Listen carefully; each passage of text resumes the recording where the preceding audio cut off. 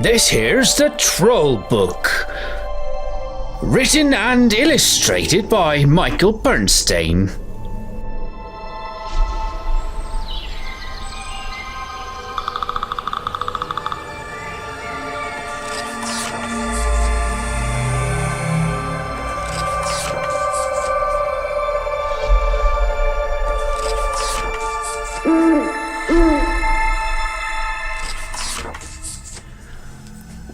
Now let's begin.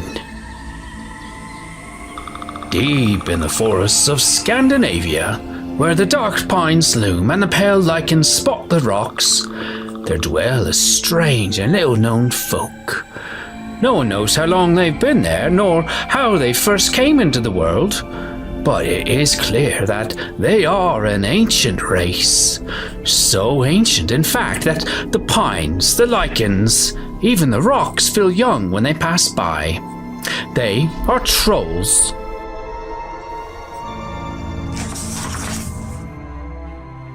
Trolls are usually quite large, over 6 feet tall, and by human standards not very handsome, nor are they very intelligent. Nonetheless, trolls are perfectly adapted for life in the forest. Their wide, flat feet are ideal for tramping through the deep snows of the northern winters. Their long, keen noses are useful for tracking game. And with their big furry ears, they can hear a wolf's heartbeat at 50 paces.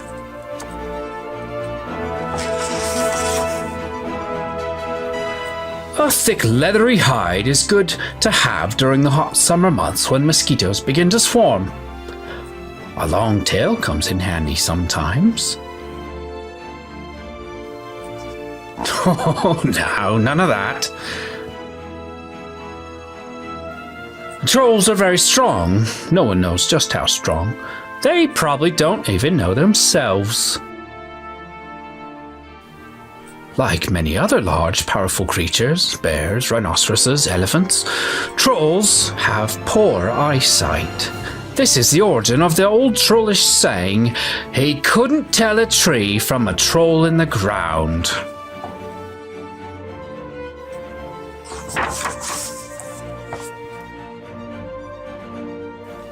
Beyond the forest lies the tundra, a vast frozen plain stretching boundless to the north. Whenever a troll must cross this icy desert, he usually asks a reindeer for a lift. Reindeer are easily imposed upon if asked politely, and never get lost. Skiing is an ancient trollish art that has been adapted by human beings to their own use. Early trolls' skis were made of mammoth tusks. Many are still in use, having been handed down over the years as family heirlooms. Trolls have never practiced downhill skiing. Oh, it's much too scary. Trolls build boats of a sort. Oars and sails, however, are considered unnecessary. Oh, look at that, he's using his hands.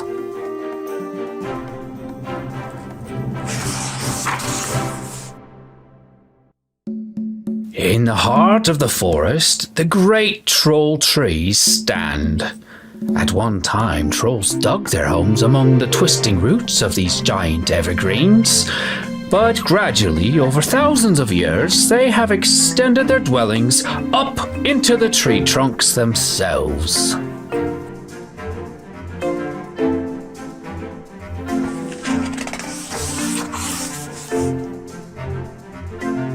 The living quarters of most troll trees are in the lower trunk.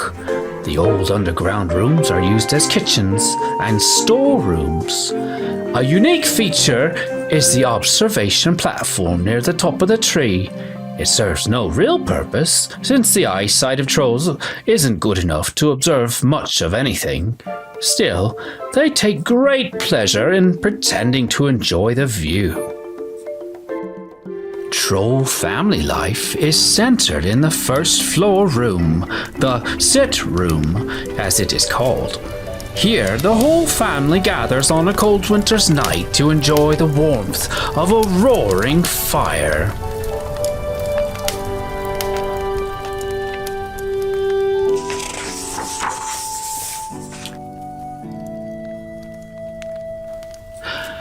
At the head of most troll families, there is a grandmother, great-grandmother, or even a great-great-grandmother. They are very old.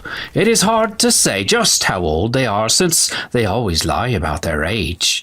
Few will admit to being over 500.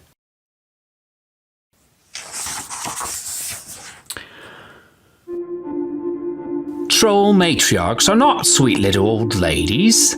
They are tough old biddies with wills of iron and forearms to match. Aside from family discipline, their chief occupation is magic. Troll magic is not an art or a craft. It is an ability as natural as seeing or breathing. Chief among its uses is the foraging of troll gold. Trolls have no real use for gold, they just like to look at it. And since finding gold is a great deal of trouble, they simply make it from stones, leaves, or dirt. Many humans have tried to steal troll gold, only to find on getting it home that it has changed back to its original form. Young troll wives have the difficult task of raising a family while dealing with an iron-willed grandmother. They are, despite this, devoted and affectionate mothers. Troll children, on the other hand, are absolutely unbearable. Their pranks are the terror of the forest.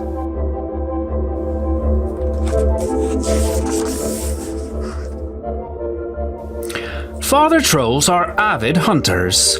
Though their woodland craft is on the crude side, they make up in enthusiasm where they lack in skill. Surprisingly, trolls are expert craftsmen. With the simplest of tools and materials, they make a wide range of useful articles. Mother trolls spend most of their time home in the tree. They cook, clean, sew, and attend to the chores. In the evening, a typical family will gather around the fire to tell troll tales. Granny is usually the most spellbinding storyteller. Before bed, the whole family often climbs to the observation platform for a breath of air and a dim view of the stars.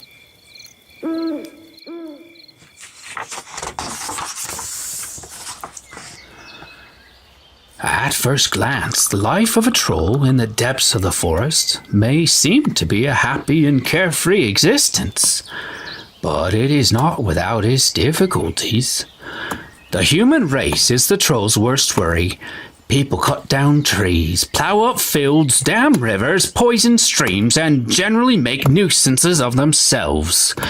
It's small wonder that when humans move into an area, the trolls move out.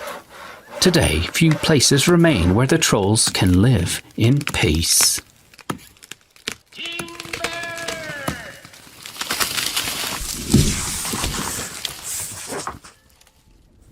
More than anything else, trolls object to human noise. Church bells especially annoy them. The dislike of loud noises goes back to the time when the trolls' ancestors, the frost giants, did battle with the Norse gods and were defeated by the hammer of Thor, the thunder god. Centuries ago, when the first Scandinavian churches were being built, trolls often tried to stop that dreaded noise by hurling huge boulders at the steeples. They missed.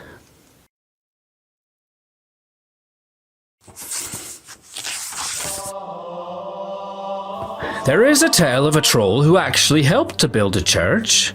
His motives, however, were evil. Holy Saint Laurentius of Sweden wished to build a grand church, but could find no one to undertake such a large task. One day, a troll came to him and offered to do the work, provided the saint could guess his name before the church was built. If he could not, the payment would be the sun and moon and both Laurentius's eyes. Determined to have his church, and certain he would be able to guess the creature's name, the saint agreed. the trolls set to work with a will. Every day, as the church rose higher, St. Laurentius tried to guess the troll's name, and every day he failed. He began to worry about the bargain he had made. Then one day, as the downcast saint wandered the forest, he saw a strange light through the trees. Drawing near, he saw a family of trolls dancing about a fire and singing, "Papa Finn will come home soon, he will bring the sun and moon, daylight, nightlight, and likewise both Laurentius's eyes." Hearing this, the saint hurried back to the church where the troll was high atop the steeple mounting a golden cross. "I say, Finn," he called, "that cross is crooked." Startled at hearing his name, the troll lost his grip and fell with a crash to the earth, and that was the end of him. Oh dear.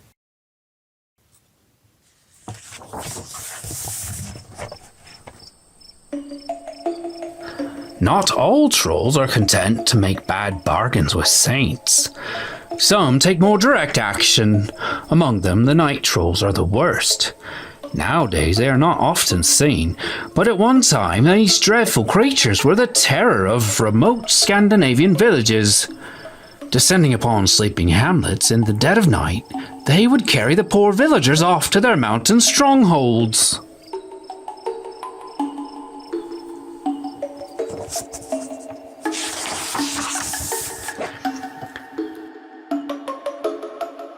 The captives of the night trolls were not killed or eaten or even enslaved. They were simply turned into trolls. This was done by rubbing them with magic troll ointment, stretching their arms, and howling into their ears. After a few months of such treatment, an ordinary human being could not be distinguished from the average troll. Night trolls, as the name implies, are active only after dark. They are terrified of sunlight, and with good cause, for if they are touched even for a moment by the sun's rays, they are instantly turned to stone.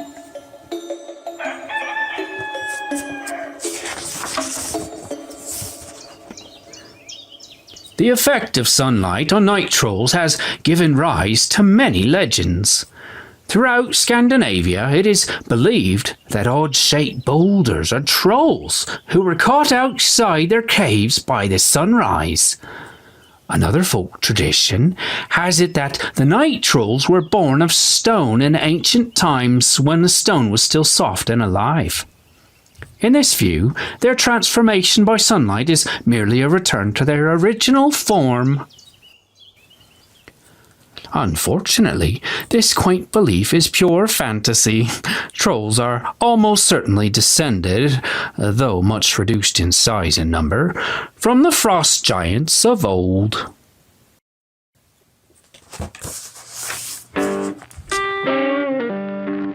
Night trolls are not alone in their evil ways. Trolls of any kind can be dangerous, especially when met on their own ground. The famous story of the three billy goats gruff is an example. It is from this tale that the notion of trolls living under bridges has come. Such dwellings, however, are an exception rather than the rule.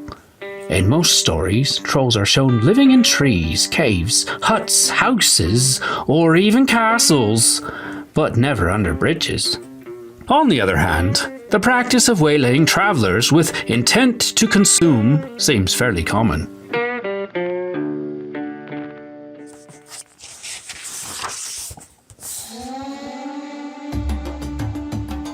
Of course, not all trolls are evil. Some are really quite pleasant and will go out of their way to be helpful. Such trolls are especially friendly towards children.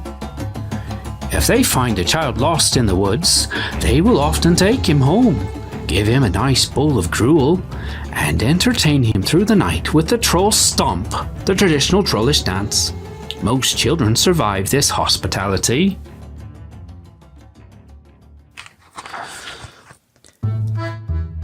There is one variety of troll that lives in close association with human beings, the little trolls of Denmark.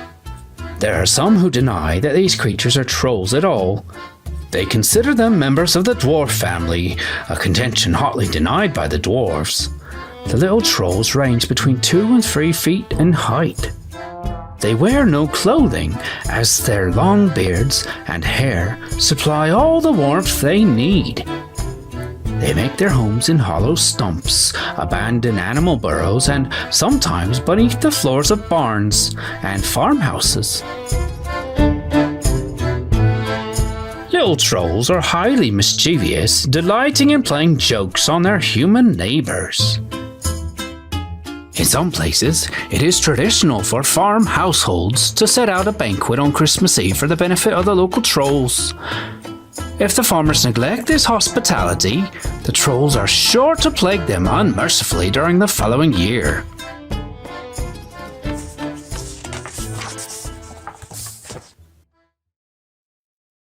Trolls are not the only mysterious inhabitants of the deep forest. They share their world with a wide range of curious beings, the beings known as the hidden folk. A strange tale is told of the origins of the hidden folk. One day in the beginning of the world, when Eve was washing her children in a spring, the Lord appeared to her. Startled and frightened, she hid those of her children who were not yet washed. When the Lord asked her if all her children were there, she answered yes, hoping to avoid his anger should he find that they were not all washed. But the Lord knew what she had done and said that those she had hidden would remain so forever. At that moment, the unclean children vanished and were hidden in the hills. From these descended the hidden folk. Among the hidden folk, the elves are most famed, yet humankind knows very little about them. They are not of small size, rather they are close to human height, though far beyond human beauty. Elves do not exist in our space or time. They can enter our world at will, but we cannot reach theirs. Dwarves are chiefly miners and craftsmen. Since they rarely come above ground, many legends have sprung up about them. It is often said, for instance, that they have no womenfolk, a notion inspired by the fact that dwarf women just look like dwarf men, complete with beards. Tomtes are distinctively Scandinavian beings who live in human homes. They guard the household from disaster, but tomtes are not always loyal. If, for instance, a farmer mistreats his livestock, his tomte might cause a bad harvest or sickness. Skogsra are evil wood spirits who take the form of beautiful women to tempt men to their doom. Their most striking feature is their lack of a back. They have been described as looking like water troughs from the rear. Another dangerous creature is the knack, a spirit that lives in lakes, rivers, and streams. The knack is unpredictable at best. Trolls are on fairly good terms with their neighbours, but they reserve their greatest respect for the elves, who, for their part, regard the trolls with an amused tolerance.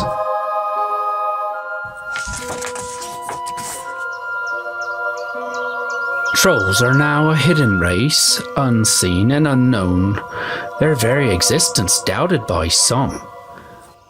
Only in the forgotten corners of the wild do they still survive, places where humankind has never set foot and perhaps never will. In one such spot, a remote valley in the farthest north, Troll Mountain stands. Once the centre for a great troll kingdom, it is still the home of the Troll King. Here, untouched by the outside world, the trolls preserve their ancient ways.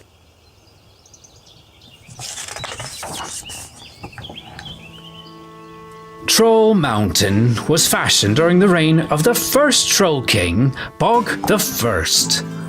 This was the golden age of the trolls, a time so long ago that it seems ancient even to the trolls.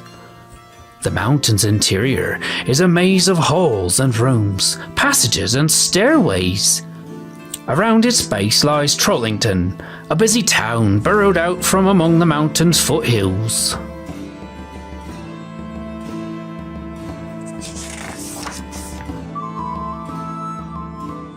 Troll Mountain was long protected from prying eyes by its sheer isolation. But now the trolls have to deal with the menace of flying machines. At the first sound of an engine in the distance, they set to work, making Troll Mountain look like a part of the natural terrain. Less visible from the air are the many trollsteads that dot the countryside. Most are modest farms with a few head of muskox and perhaps a moose or two. Troll mills are also common. They are used to grind pine cones, the principal troll crop, into flour. The gate to the town is well guarded. A password, greetings, must be given to gain entrance. The road to Troll Mountain leads up to the main toast stair. It's a toaster.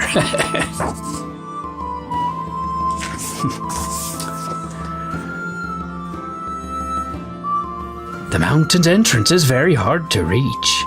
This is intended to discourage would-be attackers, but it also tends to cut down on casual visitors. The draw spoon is the mountain's last line of defense. Above, the crown is patrolled by picked troops. The mouth gate opens into the mountain's dim interior. The lower levels may be reached by express bucket.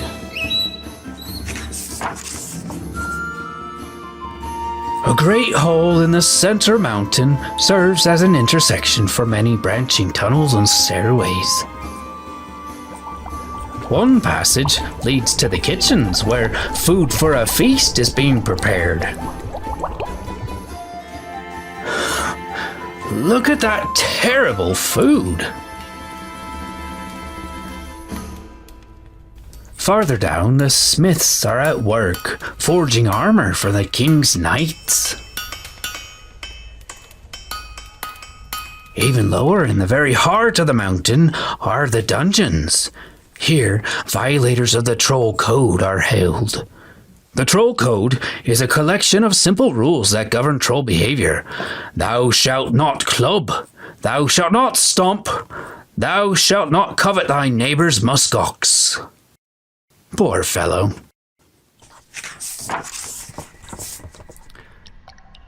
Lowest of all, deep among the mountain's roots, stretches the Great Grotto. Here, many of the trolls of the royal court come to sit in boats upon the dark lake and listen to the peaceful sound of gently dripping water. Well, that really is quite nice.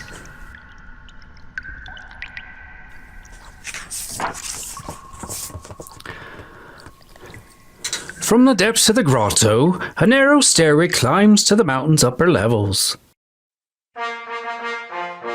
In the royal throne room, a ceremony is in progress. The present king, Bog the 38th, is about to knight a royal soldier of the guard. A troll knight is expected to perform deeds of gallantry. Troll maidens often benefit from a knight's devotion to duty. Is that a woman?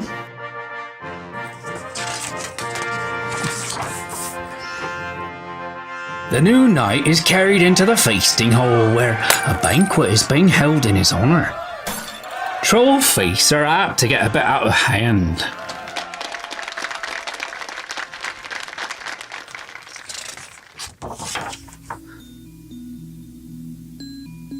After such a banquet, everyone is naturally a little tired.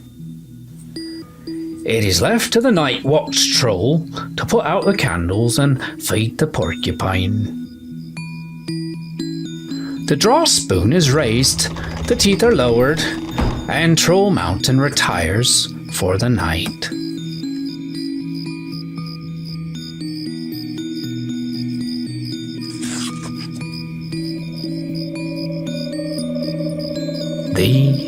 wind.